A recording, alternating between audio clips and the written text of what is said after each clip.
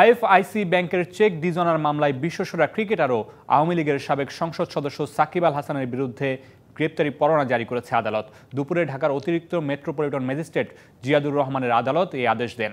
এর আগে গত 18 ডিসেম্বর সাকিব সহ 4 জনের বিরুদ্ধে সমন জারি করে আদালত। সাকিব ছাড়া মামলার জন্য আসামিরা হলেন গাজী সাহগীর হোসেন, ইমদাদুল হক ও মালেকা বেগম। গত 15 ডিসেম্বর সাকিব সহ 4 আসামির বিরুদ্ধে 4,14,57,000 টাকার চেক ডিজনারের মামলাটি করা হয়। 18 জানুয়ারি আসামিদের আদালতে হাজির হতে বলা হয়, তবে আদালতে উপস্থিত না হওয়ায় আজ তাদের বিরুদ্ধে গ্রেপ্তারি পরোয়ানা জারি করা হয়। সাকিবের মালিকানাধীন অ্যাগ্রো ফার্ম ব্যবসায়িক উদ্দেশ্যে বিভিন্ন সময় আইএফআইসি ব্যাংকের বনানী শাখা থেকে ঋণ নেয়। তার বিপরীতে 2টি চেক ইস্যু করে সাকিবের মালিকানাধীন প্রতিষ্ঠানটি। এরপর চেক উত্তোলন করতে গেলে পর্যাপ্ত টাকা না থাকায় তা ডিজনার হয়। 2 চেকে টাকার পরিমাণ প্রায় 4,15,00,000 টাকা। এই বিষয়ে আরও বিস্তারিত জানবো সহকর্মী শাহান পাপনের কাছ থেকে। সরাসরি চলে যাচ্ছি তার কাছে।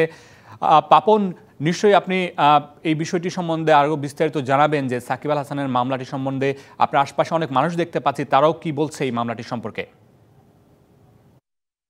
আসলে সাকিব আল হাসানের মতো একজন ক্রিকেটার, তিনি এই ধরনের একটা অভিযোগের শিকার হবেন, তার নামে গ্রেপ্তারি পরোয়ানা জারি হবে, এটা কিন্তু আসলে কেউই কামনা করে না।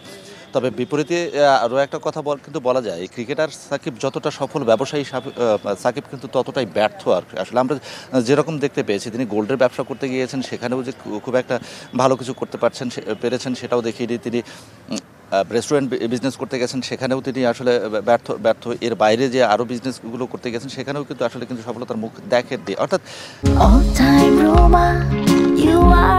All time Roma. Taste it, love it. যেটা বলছিলাম, ক্রিকেটার সাকিব যতটা সফল, ব্যবসায়ী সাকিব কিন্তু ততটাই ব্যর্থ। এবং খাঁটি বাংলায় যদি বলা যায়, তাহলে চেক জালিয়াতির মামলায় আসলে ফেঁসে গেছেন সাকিব আল হাসান এবং তাকে গ্রেপ্তারি পরোয়ানা জারি করা হয়েছে সিএমএম আদালত থেকে। সেটা আসলে ক্রিকেট ভক্তদের জন্য নিতান্তই কষ্টের। এবং সাকিব আল হাসানের মতো একজন ক্রিকেটার, তিনি আসলে কতবার বিশ্বসেরা অলরাউন্ডার হয়েছেন তিনি হয়তো নিজেও জানেন না। সেই ধরনের একজন ক্রিকেটার রাজনীতিতে জড়িয়ে তিনি সেখানেও কিন্তু আসলে খুব একটা ভালো কিছু করতে পারেনি, কারণ মাস 6 মতো সংসদ সদস্য হিসেবে ছিলেন।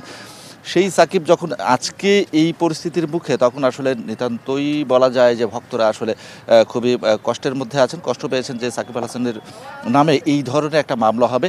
এবং সেই মামলাটা আসলে একটা বেসরকারি ব্যাংকে চেক জালিয়াতির মামলা, সেখানে টাকাটা দেওয়া হয়নি।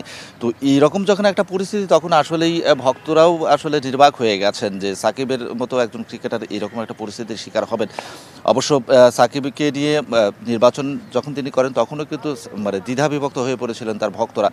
তো শেষ পর্যন্ত সাকিবের ভাগ্য আসলে কোথায় গড়ায় সেটা হয়তো সময়ই বলে দেবে। তবে আপাতত এটা বলতে চাই যে সাকিব ভক্তরা ভালো নেই। মামুন।